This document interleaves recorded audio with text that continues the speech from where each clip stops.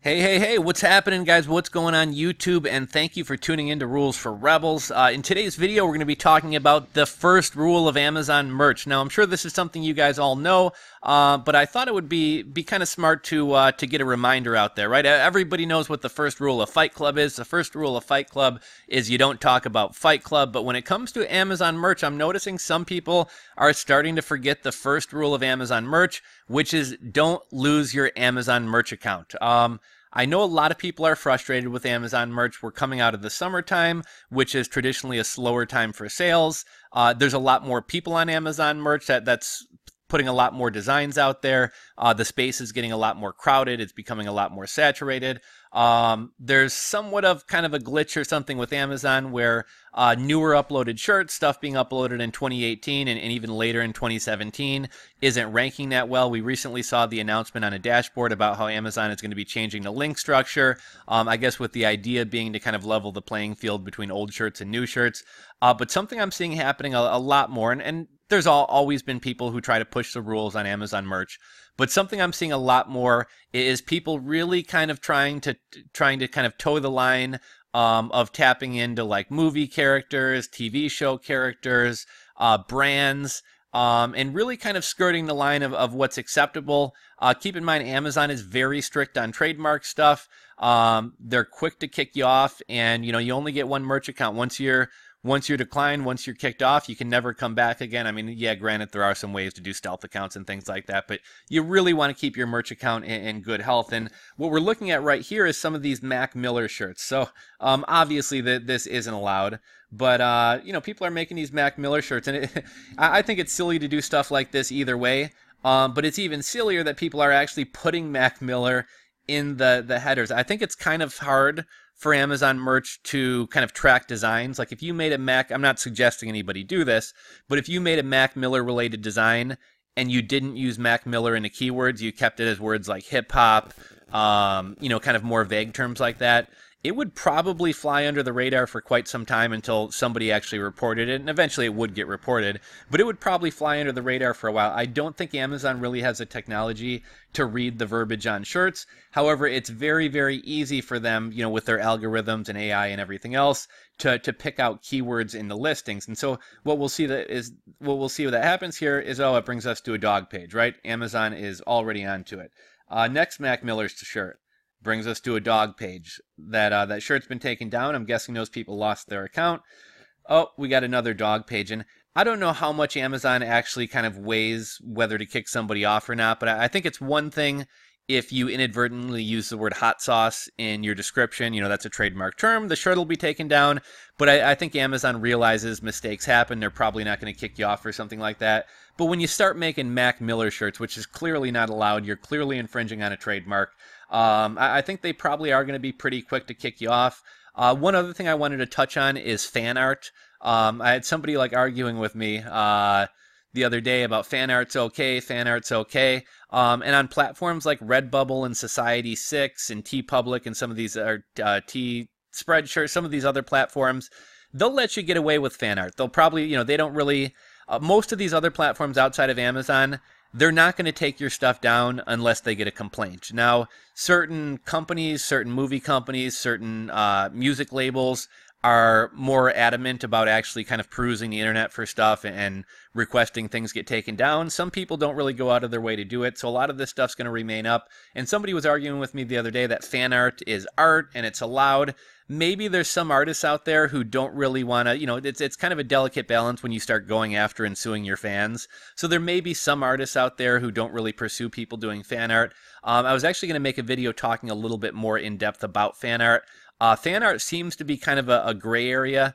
And one of the things about fan art is if you make a Mac Miller fan site and you're using images and stuff of him, as long as it's not for commercial use, and as long as you're not trying to confuse your website with being the official Mac Miller website, a lot of times they'll let stuff like that slide. But when you're actually selling t-shirts and you're profiting off merch, these days the way record contracts and things like that work, a lot of times, and with free music and streaming and stuff, there's not as much money being made off of the actual music and licensing and stuff like that by the artists or by the record companies. A lot of money's made off merch and things like that. So when you're making Mac Miller merch, you're taking money out of Mac Miller's pocket, because I'm sure he and whoever his label is, or I think he might be independent or was independent, but they would rather have people buying the merch from them. They don't want somebody else using his likeness and using his image to sell merch. Here's another one, and I see this one is kind of towing the line. I remember last year around Halloween, a lot of the best-selling shirts on Merch Informer were M&M shirts. Now, people just had like a blue M using the same font that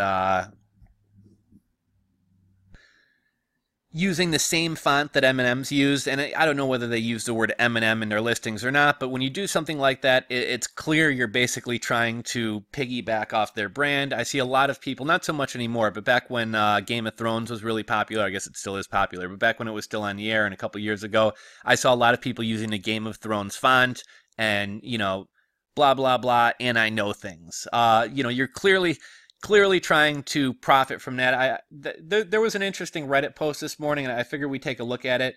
But everybody knows the rules, but people try to skirt them, people try to toe the line, and especially when sales and things like that start getting slow, I think people start getting desperate. And I think the important thing to remember is, if your merch account is alive and active, you live to fight another day. You can try new niches. As soon as your merch account gets suspended, you're done. So, don't toe the line. Let's go ahead and read this. So it says, is this a risky design or not? Character names from a TV show. I know the standard reply to this type of question is it worth risking your Amazon account? No, then don't. But at the same time, I feel like this should not be a problem, so I felt it's worth asking the community. Here it goes. Imagine I want to do a shirt mentioning 2 characters from a TV show. For example, Married with Children. The shirt says something like, I look like Peggy, but I drink like Al. Stupid example. The brand name, title, and keywords would basically reiterate the text from the shirt and not mention Married with Children anywhere. Not even in a sneaky way where the words are mixed into other sentences. So something that people do sometimes is, rather than Married with Children, they'll be like, this is the great shirt to buy for your spouse if you're married, and even your children will like it. A lot of times by not putting the words right on top of each other, Married with Children, you can sometimes take advantage of a little bit of the ranking of those words without Amazon catching us. Essentially, very, very bad strategy, but that's what some people will do. Do you think this is risky? The shirt just contains 2 names. The names are not trademarked. The phrase on the shirt is not copyrighted. Thanks. So I think the number one thing to ask yourself is, would your shirt sell if whatever that TV show, movie character, band, song didn't exist? So in this example, if Married with Children never existed, nobody would want a shirt that said, I look like Peggy, but I drink like Al. Nobody would understand the reference. The reference is obviously in regards to the TV show. And people try to do this stuff a lot. They'll try to take a line out of a song. They'll try to take a character out of a show or a movie and make some reference to that character without actually mentioning the name of the movie. And I think the number one thing to kind of ask yourself and keep your account safe is, if you have to ask yourself, or if you have to ask somebody else if it's okay, it's probably best not to do that. And I think the second thing to ask yourself is, if that movie, if that TV show, if that music artist, if that song never existed, would anybody ever buy your shirt? And I think 99% of the time, the answer to that is going to be no. Like, I'll take a different example. Like, I'm a big fan of the movie Office Space, and there's a lot of kind of jokes and references in Office Space about, hating the man and hating working and things like that. Now, you could kind of piggyback off some of those more general concepts, but I would never do anything that plays off of a character. In Office Space, there's that one guy who always says, like, fucking A, man. Not that you can say fucking A on on Amazon merch, but you wouldn't want to use a direct line like that. But heck, you probably wouldn't even want to use someone as a case of the Mondays, but you could do something like, oh, brother, another Monday. So, basically the question to ask yourself is, would the reference make any sense? Would anybody want the shirt if, whatever the pop cultural reference never existed? And 99% of the time, that's going to tell you that you probably shouldn't do the shirt. We'll take a look at one more thing here. Another thing I'm seeing, and this is towing the line. I personally wouldn't do this. I don't know if people get away with this or not, but let's see if we search for the word Eagles. And I'm just doing this one because I've seen a lot of Philadelphia Eagles stuff. So, fly, Eagles, fly. That's definitely a reference to the Philadelphia Eagles. I think they might have some kind of terrible towel thing. Fly, Eagles, fly. Um, you know, I would stay away from doing that type of stuff. It's technically saying Chicago baseball isn't really infringing on something, but I mean, as soon as you start having like sea locos or a bear or anything else, you're really, really playing a dangerous game of whether your account's going to get suspended. And I will tell you, MLB, NHL, NBA, all these organizations are incredibly protective over their brands and their teams. This is kind of a completely unrelated example, but I think I told you guys a couple years ago, me and my partner bought a bunch of licensed stuff. So we weren't buying stuff off AliExpress. We actually bought, I think it was called Freedom Dye Company or something like that. This company who is actually a licensed producer of MLB goods, sells car flags and stickers and wall signs and all that type of stuff, have the official MLB hologram on them. We bought that stuff from them. Completely licensed. Everything was on the up and up. We started selling it on eBay and Amazon. And at some point, MLB decided that they didn't want anybody selling stuff on Amazon or eBay. I think you could only sell it retail or maybe through your own site. But basically, they got our listing taken down from Amazon for an intellectual property right claim, when in reality, we weren't infringing on their stuff. We were actually selling stuff that they'd been paid to license.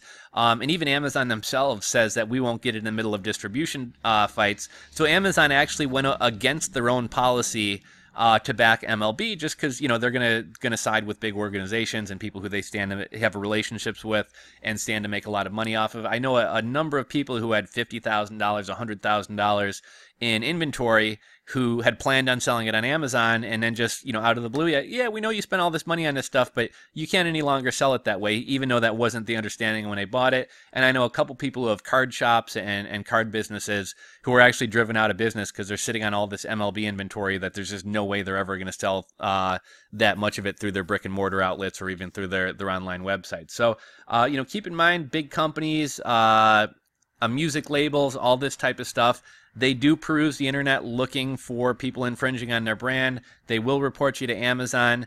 And, I think at some point or another, we're all going to have a rejection. You might use the word hot sauce or despicable or some other trademark term that you just didn't know any better about.